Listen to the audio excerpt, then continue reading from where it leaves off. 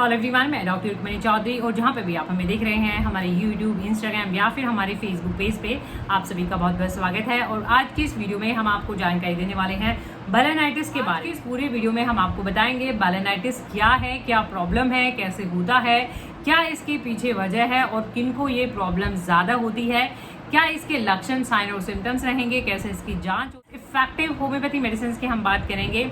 Home remedies यानी घर पे भी आप इस प्रॉब्लम को कैसे ठीक कर सकते हैं उसकी हम जानकारी देने वाले हैं। तो पूरी जानकारी के लिए आपको पूरा वीडियो जरूर देखिए। अगर आप YouTube पे देख रहे हैं तो जिन मेडिसिन के बारे में हम जानकारी देंगे उन सभी के लिंक आपको नीचे डिस्क्रिप्शन बॉक्स में मिल जाएंगे। अपने केस के हिसाब से आप मेडिसिन खरीद के अपना ट्रीटमेंट स्टार्ट कर सकते हैं। वीडियो शुरू करते हैं। सबसे पहले बात करेंगे बालेनाइटिस क्या है, व्हाट इज बालेनाइटिस। देखिए, आइटिस जो वर्ड है हम डेली बेसिस पे वीडियोस डालते हैं, आपको बताते रहते हैं। आइटिस हमेशा इन्फ्लेमेशन के लिए यानी सूजन के लिए। अब बालेनाइटिस क्या है, जो आपका हेड ऑफ पेनाइल पार्ट यानी कि जो ग्लैंड्स होता है, अगर उसमें इन्फ्लेमेशन हो जाती है किसी भी वजह से, इन्फेक्शन की वजह से, तो उसको हम बालेनाइटिस कहते हैं। सिम्टम्स हो सकते हैं बहुत ज़्यादा रेडनेस होना, स्वेलिंग होना, सूजन होना, यानी वो पार्ट अगर रेड हो जाता है, बहुत ज़्यादा लाल हो जाता है, उसमें सूजन हो जाती है, पेनफुल भी हो सकता है। बात कर लेते हैं कि ये कॉजेज, इसके पीछे वजह क्या है और किन को ये प्रॉब्लम ज़्यादा देखी जाती है। कॉजेज की हम बात कर लेते हैं और रिस्क फैक्टर्स की हम बात कर लेते हैं। देखिए, कारण की अगर हम बात करें तो सबसे मेजर जो कारण माना जाता है वो इन्फेक्शन है। इसके लिए इन्फेक्शन आपको किसी भी तरीके का हो सकता है। बैक्टीरियल इन्फेक्शन, बैक्टीरिया की वजह से, यीस्ट इन्फेक्शन, फंगल इन्फेक्शन भी आपको देखा जा सकता है। आपका हाइजीन, कि आपका हाइजीन रेगुलर बेसिस पे आप कितना हाइजीन मेंटेन करते हैं। अगर साफ सफाई नहीं है तो भी इसके चांसेस ज़्यादा देखे जाते हैं। और बहुत ज़्यादा अगर आप कोई सोप या फिर डिओडराइजिंग कोई क्लिनजर यूज़ करते हैं उस पार्ट को क्लीन करने के लिए, तो उसमें भी इन्फेक्शन ज़्यादा देखे जाते हैं। तो ये रीजन है। बाकी कुछ मेडिसिन होती हैं, अगर आप स्लीपिंग पिल्स लेते हैं, एंटीबायोटिक्स लेते हैं, स्लीपिंग पिल्स लेते हैं, एक्टिव आर्थराइटिस माना जाता है। और एसटीडीज की अगर हम बात करें, सेक्सुअली ट्रांसमिटेड डिजीज की अगर हम बात करें, तो उनमें आपका सिफिलिस आता है, ट्राइकोमोनास आता है और गोनोरिया आता है। तो ये कुछ ऐसी बीमारियां हैं जिनकी वजह से ये एक प्रॉब्लम देखी जा सकती है। बाकी हमने फिमोसिस के ऊपर भी वीडियो डाला हुआ है। जितने भी हमारे मेल हेल्थ रिलेटेड वीडियोस हैं वो सभी आप हमारी मेल हेल्थ प्लेलिस्ट में चेक कर सकते हैं। सभी के ऊपर हमने वीडियोस अपडेट। तो ये कुछ वजह है, रीजन है जिनकी वजह से आपको ये प्रॉब्लम देखी जाती है। कि लक्षण की कि अगर ये प्रॉब्लम आपको है तो क्या सिम्टम, क्या लक्षण आपको हो सकते हैं। देखिए, बालेनाइटिस यानी कि सूजन होना, इन्फ्लामेशन होना। अगर इन्फ्लामेशन है तो ऑब्वियसली बात है वो एरिया स्वेलन अप हो सकता है, सूजन वहाँ की हो सकती है। और अगर सूजन है, रेडनेस है, इन्फ्लामेशन है, तो पेनफुल टू टच हो सकता है, पेन हो सकता है, वहाँ पे डिस्कम्फर्ट हो सकता है, किसी की डिस्चार्ज भी देखा जाता है।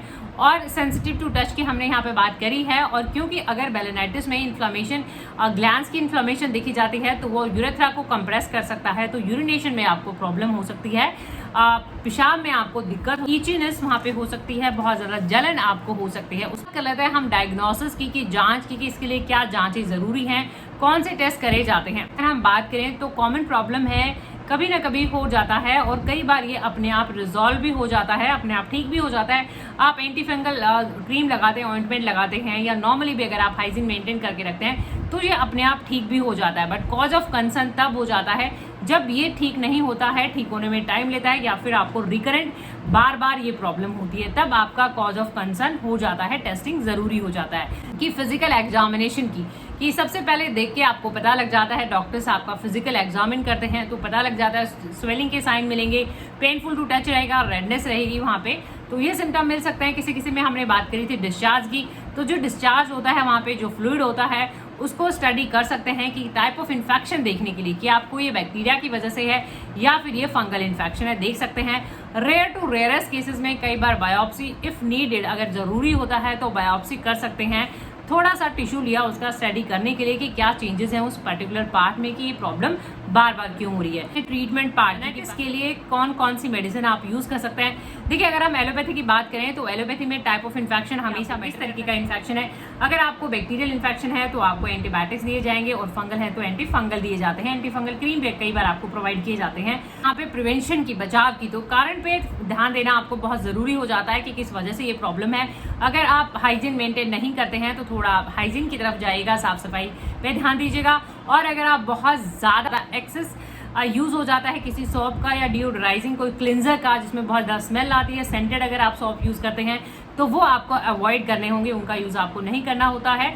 और रेगुलर हाइजीन आपको रेगुलर बेसिस पे मेंटेन करना बहुत ही ज़रूरी हो जाता है। और ये यूजुअली उनमें देखा जाता है जो अनसर्कमसाइज्ड मेल होते हैं, यानी जिनमें सर्कमसिजन नहीं हुआ होता है, क्योंकि फोरस्किन वहाँ पे इकट्ठा हो सकता है और वहाँ पे मॉइस्ट नमी हो सकती है, जिससे फंगस और बैक्टीरिया के लिए ईजी हो जाता है वहाँ पे ग्रो करना, तो इन्फेक्शन के चांसेस हो जाते हैं। तो हाइजीन मेंटेन करना रिक्वायर्ड हो जाता है, बहुत ज़रूरी हो जाता है। अब हम मेडिसिन देखिए, होम्योपैथी की जब भी बात आती है हमेशा आपके सिम्टम यानी कि लक्षण बहुत इंपॉर्टेंट होते हैं, और हॉलिस्टिक अप्रोच और इंडिविजुअल अप्रोच।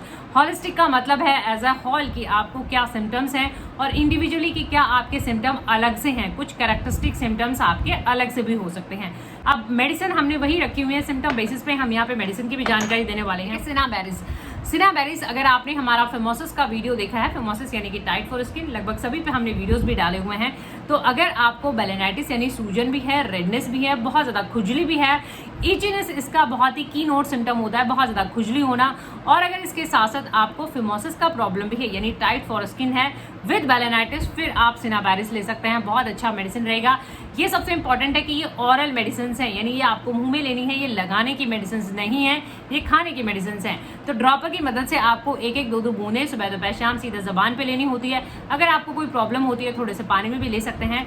एक बार में कोशिश करें एक दवा लें, अपने लक्षण ध्यान से देखें कि किसका क्या सिम्टम है। दवा का लिंक नीचे डिस्क्रिप्शन बॉक्स में मिल जाएगा, आपको खरीद सकते हैं, या होम्योपैथी मेडिसिन आसपास होम्योपैथी डॉक्टर क्लिनिक से भी खरीद सकते हैं। कम क्वांटिटी से स्टार्ट करें, थोड़ा वॉचफुल रहें, देखें कि आपको क्या रिस्पॉन्स मिल रहा है। रिस्पॉन्स नहीं मिलता है तो दवा बदल भी सकते। नेक्स्ट मेडिसिन हमने यहाँ पे रखा हुआ है मगसॉल। देखिए, मगसॉल जितने भी मेल है सभी में बहुत अच्छा काम करती है।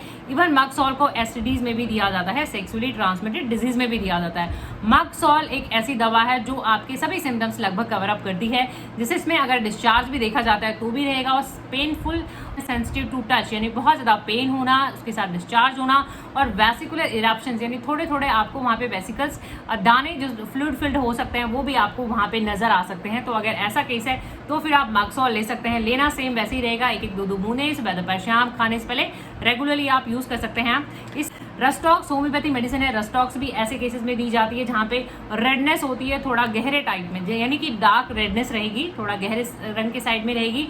और रस्टॉक्स में भी दाने होते हैं, ब्लिस्टर्स होते हैं, लेकिन दोनों में डिफरेंस ये रहेगा कि मगसॉल के जो दाने होंगे वो ऊजिंग आउट भी हो सकते हैं, उनमें से कुछ निकल भी सकता है, और रस्टॉक्स के वेसिकुलर इरप्शंस रहते हैं। तो इस तरह मैलिफिका देखिए, एपिस मैलिफिका स्वेलिंग के केसेस में आपने हमेशा सुना होगा, एपिस मैलिफिका लगभग हर केसेस में दिया जाता है। स्वेलिंग इन्फ्लेमेशन के लिए बहुत अच्छा मेडिसिन माना जाता है, नंबर 1 पे आता है, एंटी इन्फ्लेमेटरी मेडिसिन के नाम से भी जाना जाता है। तो इसमें आपको बर्निंग, स्टिंगिंग जैसे लगेगा इंसेक्ट बाइट हो गया, बहुत ही ज़्यादा जलन होना, स्टिंगिंग टाइप होना, तो ऐसे केस में आप एपिस मैलिफिका ले सकते हैं। सेम ड्रॉपर की मदद से लेके एक दो बूंदें सुबह दोपहर शाम, खाने से पहले, इस तरीके से आप यूज़ करें। ये मेडिसिन हैं, इनके अलावा भी कई मेडिसिन होती है, एसिडम नाइट्रिकम होता है, थूजा होता है, रोडोडेंड्रोन है, बहुत सारी मेडिसिन हैं। कैलेडियम है, कैलेडियम भी तब दिया जाता है, कैलेडियम के केसेस में बहुत ज़्यादा ड्राइनेस और रेडनेस के तौर पे रखा हुआ है। तो इस तरीके से आप कैलेडियम ले सकते हैं। हमें ध्यान दें, इंपॉर्टेंट सिम्टम बहुत इंपॉर्टेंस रखते हैं। अब हम आ जाते हैं होम रेमेडीज़ पे, घरेलू नुस्खे। जैसा कि हमने स्टार्टिंग में बताया था कि ये ऐसा प्रॉब्लम है, वो थोड़ा कॉमन है और कई बार अपने आप भी ठीक हो जाता है, पर प्रॉब्लम तब आती है जब रिपीटेटिव इन्फेक्शंस होते हैं आपको बार बार। तो ऐसे केसेस में कुछ होम रेमेडीज़ भी आप यूज़ कर सकते हैं अगर आप घर पे इसको ट्रीट करना चाहें। जैसे अगर हम बात करें सबसे पहले टी ट्री ऑयल की। देखिए, टी ट्री ऑयल एक ऐसा ऑयल माना जाता है जो आपको इन्फ्लामेशन, सूजन से बचाता है, और अगर आप चाहें तो उसमें कोकोनट ऑयल भी आप मिक्स कर सकते हैं। कोकोनट ऑयल, नारियल तेल हर तरीके के माइल्ड इन्फेक्शन में और माइल्ड एलर्जीज में बहुत अच्छा निकलता है। छोटे मोटे इन्फेक्शन वैसे ही ठीक कर देता है, एंटी इन्फ्लामेटरी प्रॉपर्टी होती है, तो आप नारियल का तेल भी साफ करके वहाँ पे लगा सकते हैं, सूजन को कम करता है। योगर्ट आप यूज़ कर लें, डाइट का एक डेली हिस्सा भी होता है हमारा। योगर्ट भी बहुत ही अच्छा, हेल्दी बैक्टीरिया के लिए बहुत अच्छा माना जाता है, आपकी इंटेस्टाइन के लिए भी और आपकी जो जेनाइटो यूरिनरी ट्रैक्ट सिस्टम रहता है उसकी हेल्थ के लिए भी। तो आप योगर्ट ले सकते हैं, खाने में भी ले सकते हैं, प्लस आप वहाँ पे अप्लाई लगा भी सकते हैं, जो कि आपके हेल्दी बैक्टीरिया उसको बढ़ाता है। अगर योगर्ट नहीं मिल पाता तो आप कर्ड भी लगा सकते हैं। जिंजर यानी कि अदरक। देखिए, अदरक का एंटी इन्फ्लामेटरी प्रॉपर्टी है, यानी किसी भी तरीके की सूजन को अदरक कम करने में बहुत अच्छी रहती है। तो अदरक आप डाइट में, एलोवेरा जेल की अगर हम हम बात करें तो एलोवेरा जेल की दो प्रॉपर्टीज बहुत ही कॉमन देखी जाती हैं। एक तो इसका कूलिंग इफेक्ट रहता है और दूसरा इसका एंटी इन्फ्लामेटरी इफेक्ट रहता है। तो एलोवेरा जेल डायरेक्ट अगर फ्रेश आपके पास है थोड़ा रहेगा और उसको आप डायरेक्टली भी लगा सकते हैं क्योंकि ऐसा कुछ साइड इफेक्ट नहीं होता है, तो आप उसको लगा सकते हैं। कूलिंग के साथ साथ बर्निंग में भी राहत देगा, साथ में एंटी इन्फ्लामेटरी है, उसको आप थोड़ा बहुत लगाएंगे रेगुलर तो आपको उससे रिलीफ मिले। गार्लिक यानी कि लहसुन, देखिए गार्लिक की भी दोनों प्रॉपर्टीज देखी जाती है, एंटी बैक्टीरियल भी है और एंटी फंगल भी है। तो गार्लिक भी आप डाइट में ऐड कर सकते हैं जिससे आपको मदद मिलती है, चाहे वो बैक्टीरियल इन्फेक्शन है या फिर वो फंगल इन्फेक्शन है। सो होपफुली ये वीडियो आपकी मदद कर सके, वीडियो आपको इन्फॉर्मेटिव और नॉलेजेबल लगे तो प्लीज़ वीडियोस आप लाइक और शेयर जरूर करें। चैनल पे नए हैं तो चैनल को सब्सक्राइब जरूर करें, बेल आइकॉन घंटी जरूर दबाएं अपडेटेड रहने के लिए। Thank you for watching, thank you for your support, thank you so much.